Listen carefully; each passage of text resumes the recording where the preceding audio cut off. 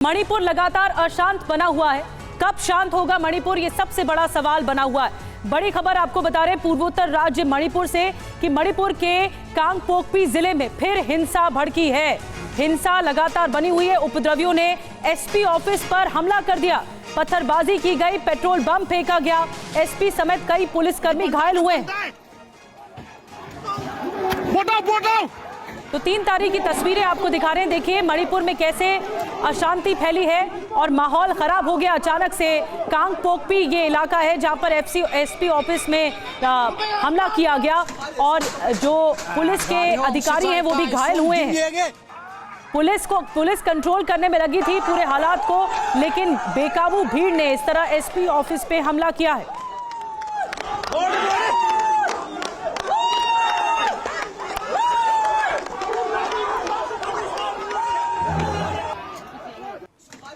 तो मणिपुर में विवाद क्यों है ये आपको बता दें। दरअसल मणिपुर में एक कानून है जिसके तहत आदिवासियों के लिए कुछ खास प्रावधान किए गए हैं। पहाड़ी इलाकों में सिर्फ आदिवासी ही बस सकते हैं। मैतेई समुदाय को अनुसूचित जनजाति का दर्जा नहीं मिला है, इसलिए वो पहाड़ी इलाकों में नहीं बस सकते, जबकि नागा और कुकी जैसे आदिवासी समुदाय चाहें तो घाटी वाले इलाकों में जाकर रह सकते हैं।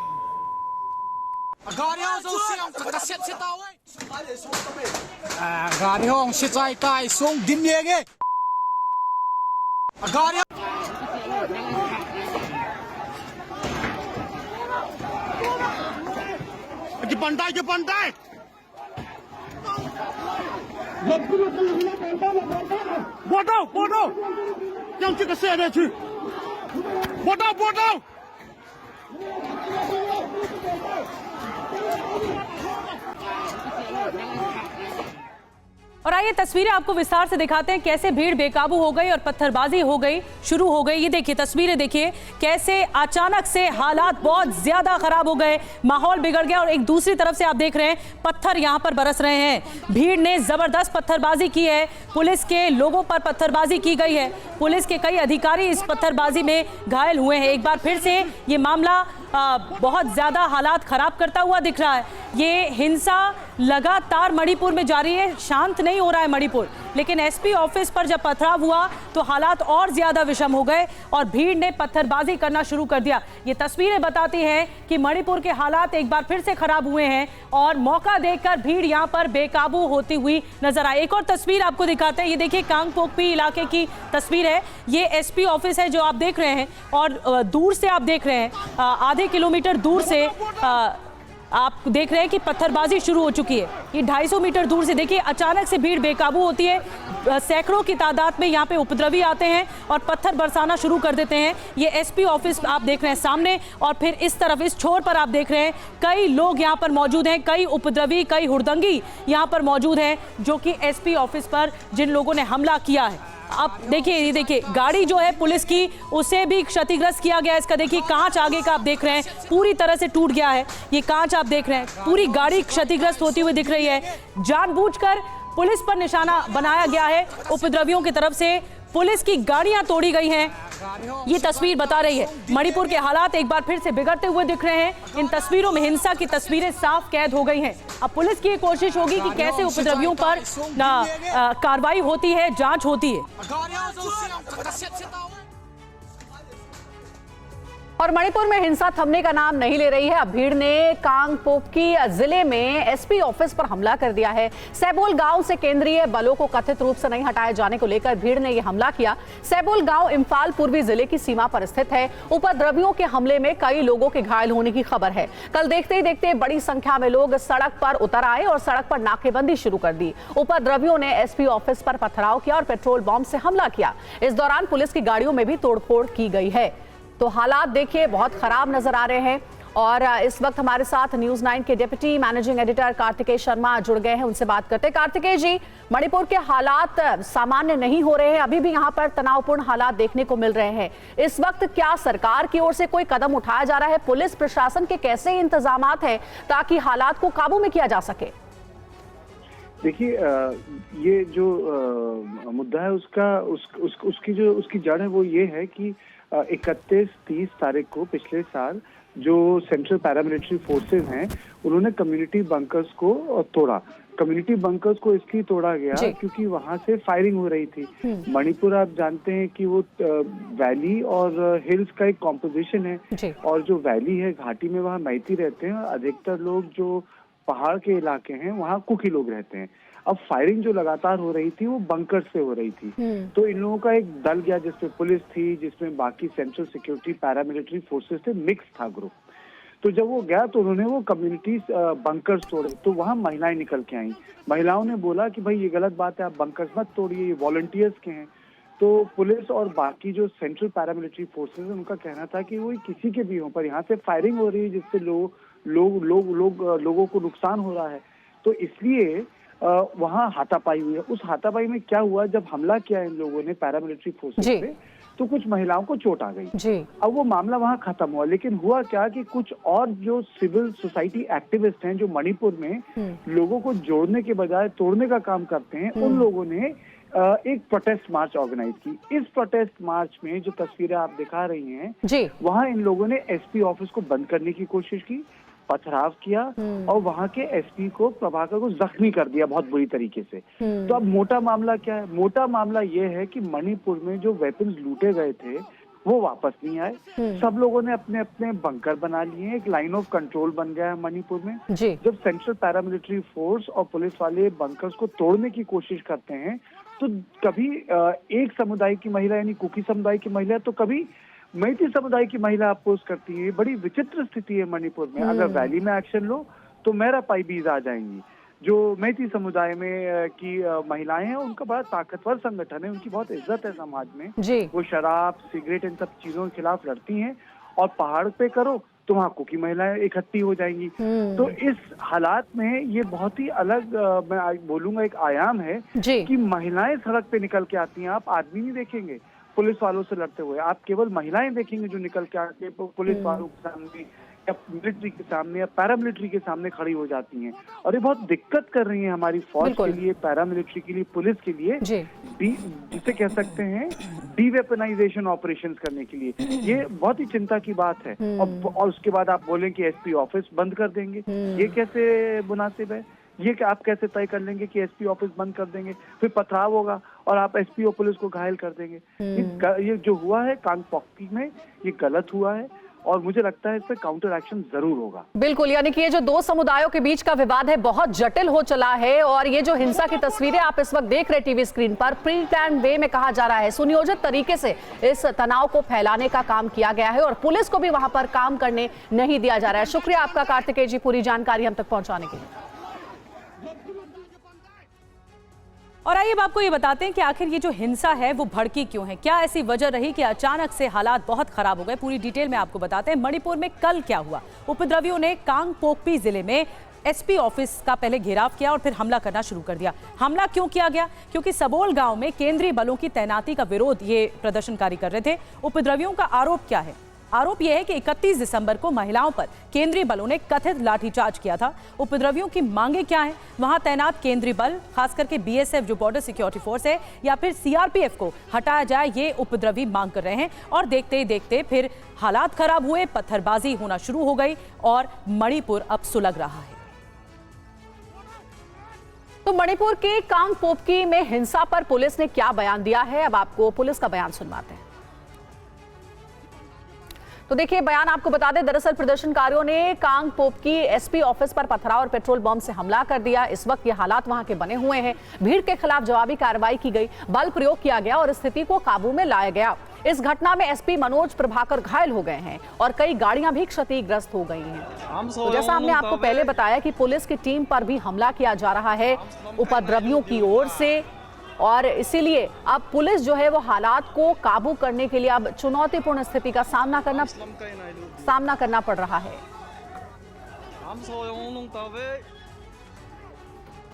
और आइए खबरों का सिलसिला आगे बढ़ाते हैं। खबर आपको बताते हैं यूपी के कासगंज से है। यहाँ पर एक मुद्दा बहुत ज्यादा सुर्खियों में। चंदन के परिवार ने दोषियों की फांसी की मांग कर दी है और हाईकोर्ट में अपील करेगा अब चंदन का परिवार, ये इस वक्त की जानकारी मिल रही है। इस वक्त का सबसे बड़ा अपडेट, एनआईए कोर्ट ने दी है उम्र कैद की सजा और सभी 28 दोषियों को उम्र कैद की सजा दी गई है। अदालत का रुख करेगा चंदन का परिवार, हाईकोर्ट में अपील करेगा चंदन का परिवार, ये जानकारी मिल रही है।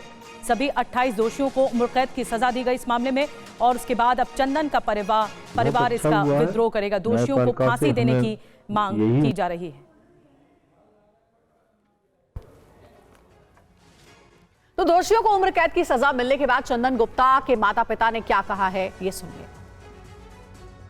बहुत अच्छा हुआ है।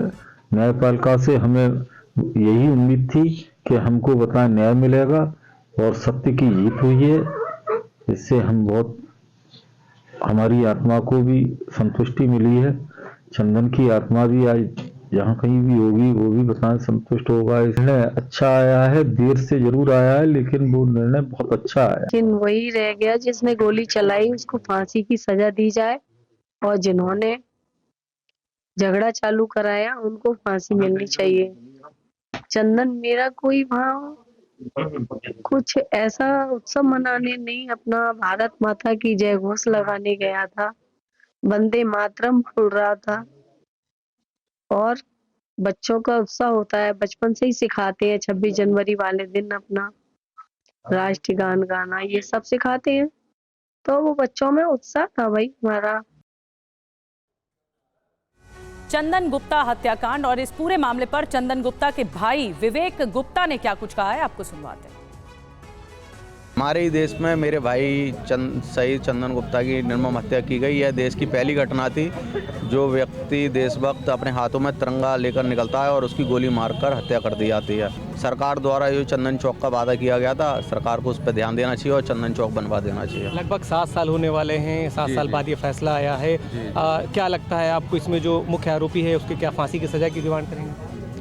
जी, मुख्य आरोपी को फांसी की सजा की मांग थी और अब लखनऊ हाई कोर्ट में हम उसके खिलाफ अपील डालेंगे और फांसी की सजा की मांग करेंगे और जो दो छूट गए हैं उनके लिए भी हम सजा की मांग करेंगे। बिल्कुल, ये हमारे साथ विवेक गुप्ता थे, जिनको जो चंदन गुप्ता के भाई थे, जो मुख्य आरोपी है उसके खिलाफ हाई कोर्ट में अपील करेंगे, फांसी की सजा की मांग।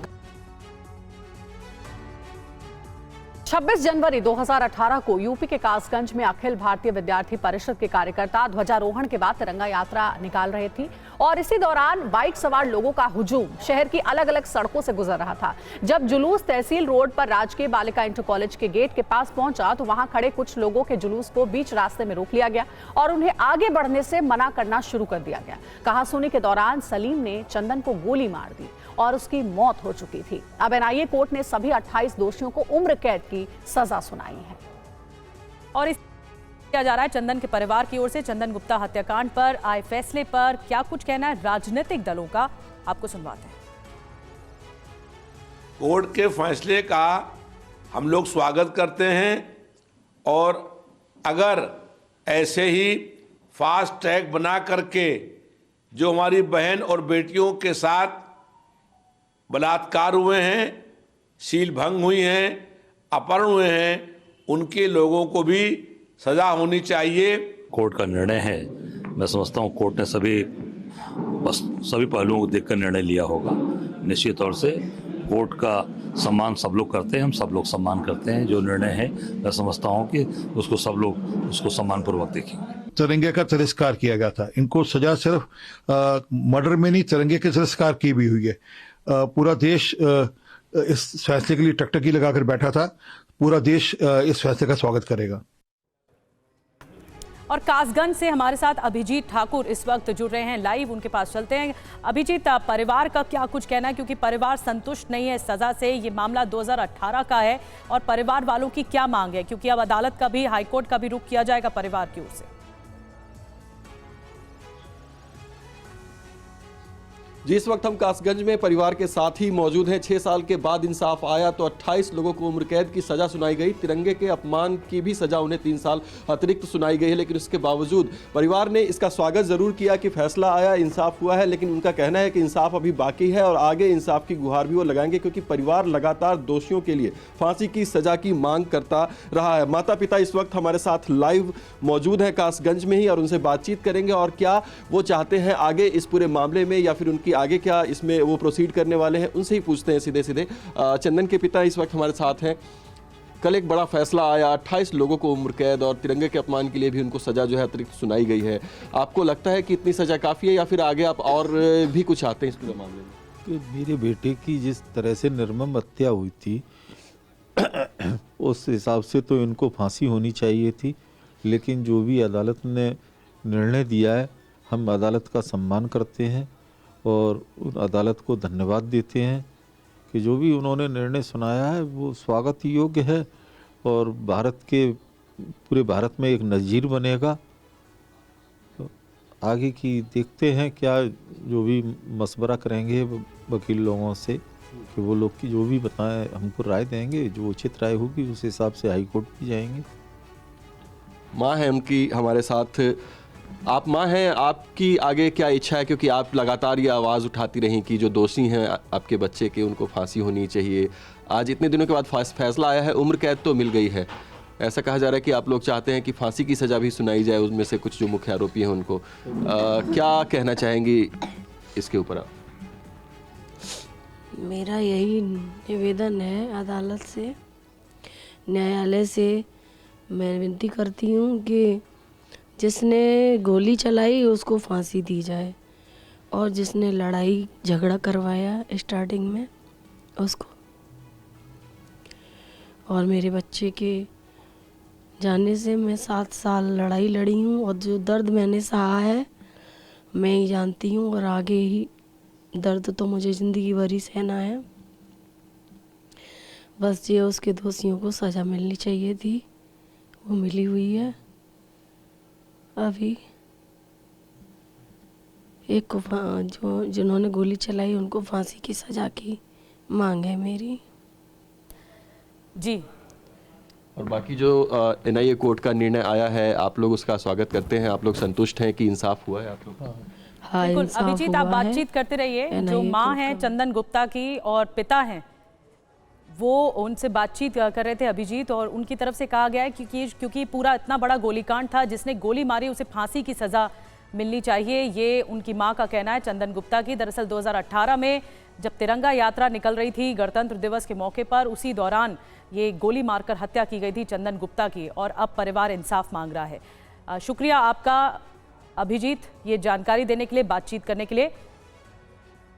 और अब आगे बढ़ते हैं, अगली खबर है छत्तीसगढ़ से। छत्तीसगढ़ के बीजापुर में युवा पत्रकार की हत्या कर दी गई है। भ्रष्टाचार उजागर करने पर पत्रकार की हत्या हुई है। सेप्टिक टैंक से मिली मुकेश चंद्राकर की लाश।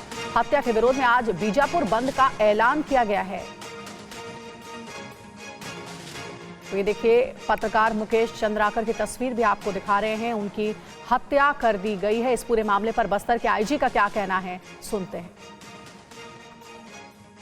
पत्रकार साथी श्री मुकेश चंद्राकर 1 जनवरी से अपना घर के आसपास से लापता होने का उनके भाई की रिपोर्ट के आधार पर बीजापुर पुलिस द्वारा प्रकरण पंजीबद्ध करके उनके पता सजी हेतु एक विशेष टीम गठित करके छानबीन की जा रही थी। इस दौरान आज दिनांक 3 जनवरी को बीजापुर की चट्टानपारा बस्ती में ठेकेदार सुरेश चंद्राकर के परिसर में उनकी डेड बॉडी मिलने को पुलिस के पास सूचना प्राप्त हुआ।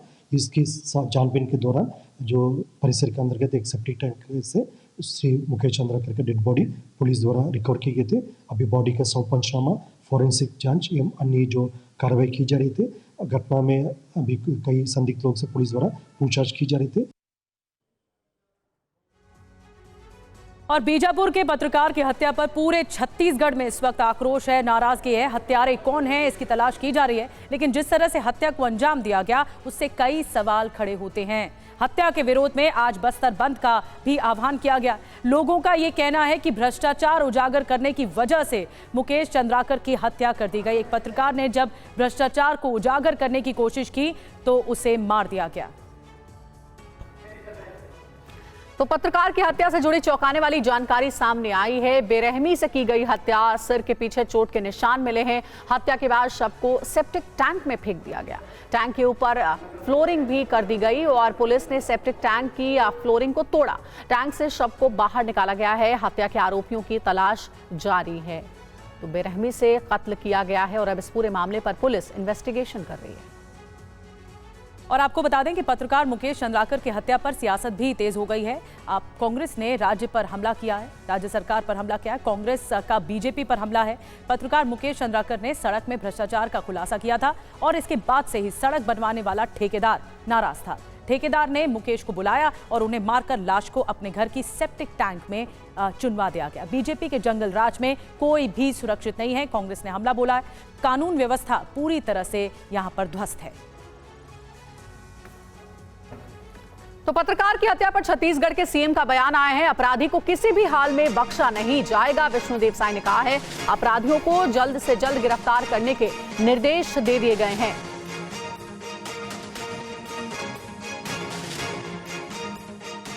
और अब आपको पत्रकार मुकेश चंद्राकर का एक वीडियो दिखाते हैं जो 2021 का बताया जा रहा है। इस वीडियो में मुकेश सीआरपीएफ के जवान को बाइक पर बैठाकर ले जा रहे हैं। जवान को नक्सलियों ने अगवा कर लिया था, जिसके बाद मुकेश उनको छुड़ाकर यहां से ले जा रहे हैं।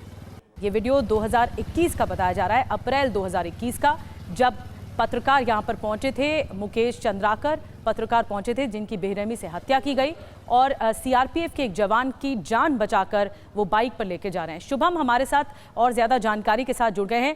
शुभम, इस मामले में आगे क्या कार्रवाई की जा रही है, क्योंकि एक पत्रकार की बहुत बेरहमी से हत्या की गई है। कांग्रेस आरोप लगा रही है बीजेपी पर, सियासत भी गर्मा चुकी है, लेकिन कार्रवाई क्या हो रही है? देखिए निधि, इस पूरे मामले में फिलहाल जो आरोपी हैं उनकी तलाश जारी है, क्योंकि जो पहला शक है वो उसी ठेकेदार पर है जिसके घर से मुकेश चंद्राकर की लाश मिली है। और जो बात सामने आई है कि 50 करोड़ की सड़क का ठेका मिला था, जिसे बढ़ाकर 120 करोड़ रुपए कर दिया गया था, और उसको लेकर ही मुकेश चंद्राकर ने खुलासा किया था, जिसके बाद इस टेंडर को रद्द कर दिया गया था। इसी से वो ठेकेदार आक्रोशित था, उसे मिलने के लिए बुलाया। 1 जनवरी से मुकेश गायब था और कल उसी ठेकेदार के घर पर सेप्टिक टैंक में लाश मिली है। अब इस पूरी घटना को लेकर काफी आक्रोश है। हालांकि मुख्यमंत्री, छत्तीसगढ़ के मुख्यमंत्री ने भी इसको लेकर बिल्कुल शुभम, फिलहाल आपका शुक्रिया करना चाहेंगे पूरी जानकारी हम तक पहुंचाने के लिए। और देखिए, एक वीडियो आपको दिखाते हैं। वीडियो बेहद खास है क्योंकि पंजाबी सिंगर दिलजीत दोसांझ जब भारत के प्रधानमंत्री नरेंद्र मोदी से मुलाकात कर रहे थे, उस दौरान का वीडियो है। और माँ जिंदा नहीं है तो फोटो लेकर के जाओ, लेकिन माँ को कहो माँ तुम्हारे लिए पेड़ है। तो अपनी माँ जिसने हमें जन्म दिया और ये धरती माता जो जीवन देती है, दोनों को हम एक प्रकार से आज करोड़ों लोग ये काम कर रहे हैं। हाँ।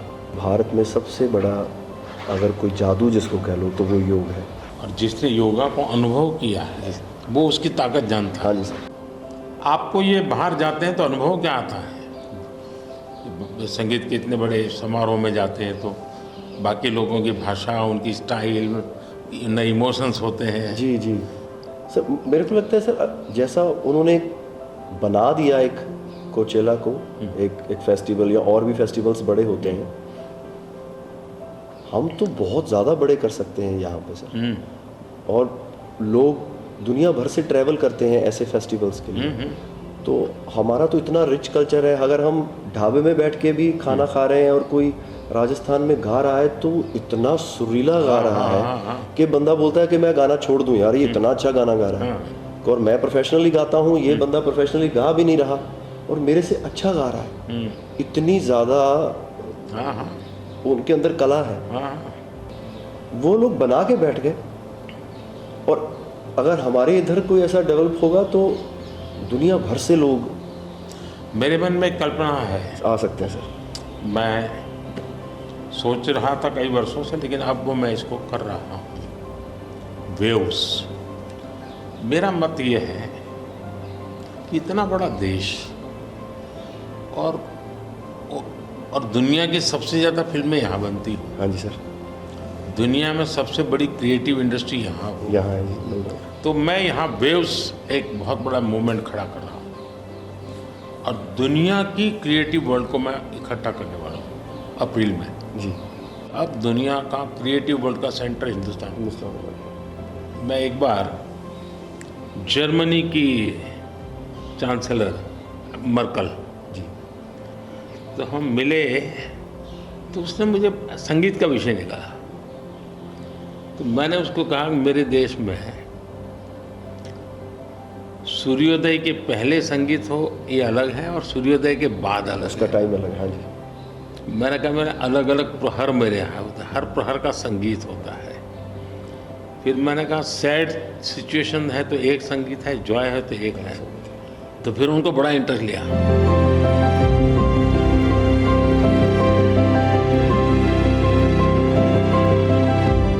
मैं सचमुच में साहबजादों का जो बलिदान है जी सर, लेकिन सिख परंपरा ने उसको जिस प्रकार से निभाया है जी, अद्भुत है। मैं तो पंजाब में रहा हूँ तो मुझे मालूम है, माता गुजरी और 7 दिन तक लोग सोते नहीं, और सच्ची जमीन पे सोते हैं जी। हाँ जी, हाँ जी। मुझे खुद को बड़ा इमोशनल अपील करता था। हाँ जी, तो फिर मैंने यहाँ आकर के 26 दिसंबर को हाँ जी, वीर बाल दिवस मनाता हूँ, और मैं देश के हर बच्चा को चाहता हूँ कि वो समझे कि कैसे वीरता होती थी जी सर, आस्था क्या होती थी।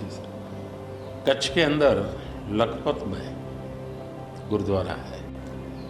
2001 में जब भूकंप आया तो उसको काफ़ी नुकसान हुआ गुरुद्वारा को। गुरु नानक देव जी वहाँ रहे थे तो मुझे बड़ी गहरी चोट पहुँची। तब तो मैं मुख्यमंत्री नहीं था, लेकिन मैं तब एक वॉलेंटियर के रूप में वहाँ कच्छ में काम करता था। अच्छा जी। भूकंप के 9 महीने के बाद मैं मुख्यमंत्री बना जी सर। तो मैं कच्छ गया और मैंने पहला काम तय किया, मैं एक गुरुद्वारा को बनाऊंगा। लेकिन मैंने दूसरा तय किया कि मैं वैसे ही बनाऊंगा जैसा उस समय बना था। तो ऐसे लोग कौन मिलेंगे, तो मैंने बहुत ढूंढा मिट्टी कहाँ से मिलेगी उस प्रकार की। आखिर को मैंने राजस्थान से कलाकारों को लाया, आर्टिस्टों को, और उनके मतलब जैसा था वैसा बनाया।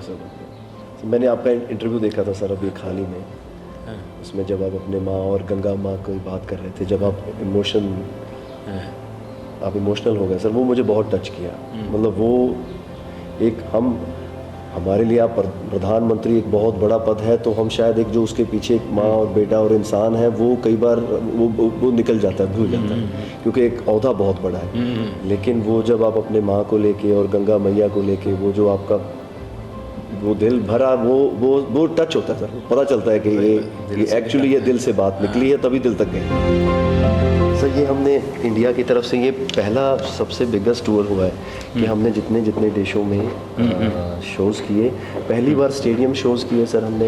ये इस साल जैसे टूर कल्चर हमारे कम था। हमारे अहमदाबाद में कहाँ किया हमने? गिफ्ट सिटी में। हाँ जी सर। वो गिफ्ट सिटी भी एक मेरा बड़ा ड्रीम प्रोजेक्ट। हाँ जी सर, हमने सबने हमको बताया सर, हम जब जलेबी फाफड़ा भी खाया और सबने सबसे बड़ी बात है, मैं आपकी तारीफ करने के लिए नहीं कह रहा, नहीं इस शोहरत को पहचाना। और मैं आपके व्यवहार से देखता हूँ, लोगों से सुनता हूँ कभी कभी, तो मुझे लगता है कि आपके माता पिता के संस्कार का हो या गुरु की कृपा का हो, आपने सारी चीज़ों को पचाया है, उछल नहीं पड़े। ओ कहंदे कित्थे है तेरा रब दिसदा ही नहीं, मैं कहा अखां बंद कर ध्यान तर महसूस कर, ए मसला बाहर दी अख दा नहीं अंदर दा है, मैं कहा अखां बंद कर ध्यान तर महसूस कर, गुरु नानक ता अंग संग है तू ही बस गैर हाजिर है, गुरु नानक गुरु नानक गुरु नानक।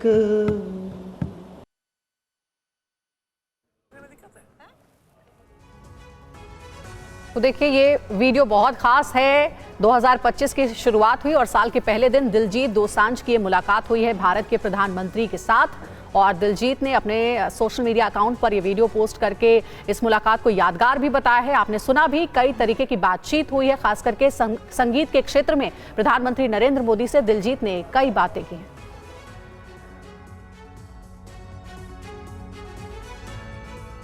इस खास मुलाकात की तस्वीरें हमने आपको दिखाई। आगे बढ़ते हैं, सोशल मीडिया अकाउंट से जुड़ी बड़ी खबर है। नाबालिगों के सोशल मीडिया अकाउंट पर अब सरकार गंभीर है और नजर भी है। अब पेरेंट्स की सहमति से अकाउंट बनेगा जो नाबालिगों का होगा। नए सोशल मीडिया नियम का ड्राफ्ट जारी हुआ है। नाबालिगों के सोशल मीडिया अकाउंट पर सरकार की नजर है। सरकार बनाएगी नया नियम, जी हाँ, और पेरेंट्स की सहमति के बगैर ये सोशल मीडिया अकाउंट खोला नहीं जा सकेगा। 18 साल से कम उम्र के बच्चों पर पाबंदी लगेगी। अब पेरेंट्स की सहमति से ही अकाउंट खुलेंगे। केंद्र ने नए नियम का ड्राफ्ट जारी किया है। डिजिटल डेटा संरक्षण अधिनियम ड्राफ्ट जारी हुआ है। इस ड्राफ्ट में कई महत्वपूर्ण नियमावली है सोशल मीडिया अकाउंट को हैंडल करने के लिए, खास करके नाबालिगों के लिए 18 साल से जिनकी कम उम्र है। 18 फरवरी तक सुझाव मांगे गए हैं और आपत्तियों के आधार पर बदलाव होगा।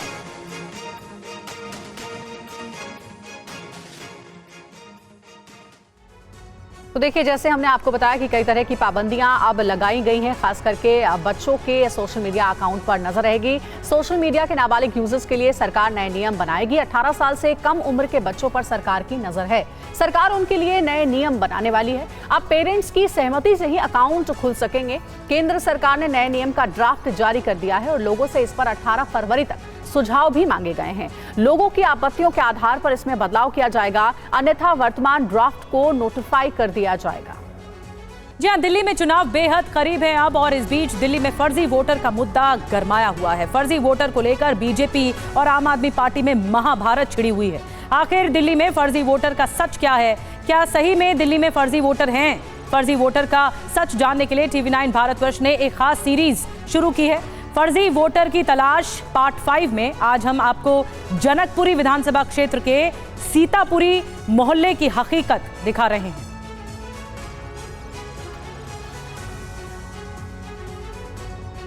तो टीवी9 पर दिल्ली में फर्जी वोटर पार्ट 5 आपको दिखाएंगे। दिल्ली के जनकपुरी में बड़ी पड़ताल हुई है। सीतापुरी मोहल्ले से फर्जी वोटर्स की खास रिपोर्ट हमने तैयार की है। टीवी9 की पड़ताल में 143 फर्जी वोटर्स मिले हैं। एक प्लॉट के पते पर 143 फर्जी वोटर थे।